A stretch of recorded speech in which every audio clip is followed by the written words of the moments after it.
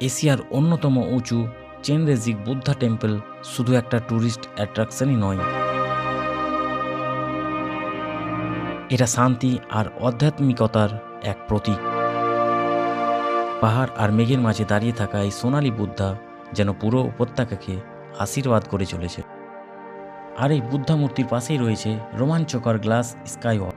Transparent গ্লাসের উপর দিয়ে হাঁটতে হাঁটতে নিচে তাকালে মনে হয় যেন আকাশের মাঝেই ভেসে আছি।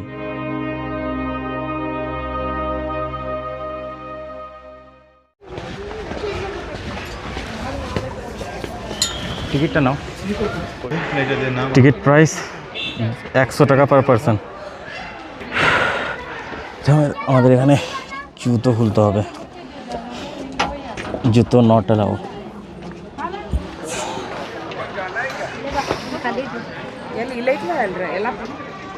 This is the Buddha statue. আর এইদিকে হচ্ছে স্কাইওয়াক, যেটা ভারতবর্ষের সর্বপ্রথম তৈরি হয়েছিল। তো এই দিক দিয়ে আমাদেরকে যেতে হবে। তো এই হচ্ছে চেনরেজিক বুদ্ধা স্ট্যাচু, যেটার হাইট প্রায় 137 ফুট। এটি প্রায় সমুদ্রপৃষ্ঠ থেকে 7200 ফুট উঁচুতে। আর এই স্কাইওয়াক যেটা দেখছেন সেটা ইনগ্রেশন করেছিল 2018 সালে। আর এটাই হচ্ছে ভারতবর্ষের সর্বপ্রথম স্কাইওয়াক, যেটা পেলিংয়ে অবস্থিত। তো চলুন ওপরে যাওয়া যাক। আজকে সিকিমে এতটাই গরম যে কাজ গরম হয়ে গেছে, গরম লাগছে রীতিমতো। আর এই হচ্ছে স্কাইওয়াক। তো এখান দিয়ে ওপরে উঠতে হবে বুদ্ধা টেম্পল, বুদ্ধা মনেস্ট্রি।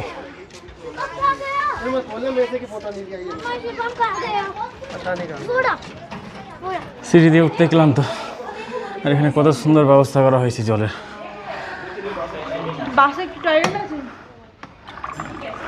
পরিবেশটা দারুণ। আমরা উপরে যাচ্ছি, দেখা যাক উপর থেকে কেমন ভিউ আছে। Look at that view. Wow. Awesome, awesome.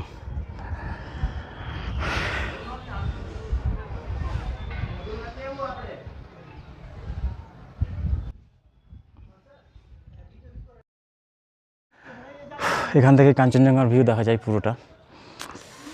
আজকে ব্যাড লাক উপরে মেঘ থাকার জন্য।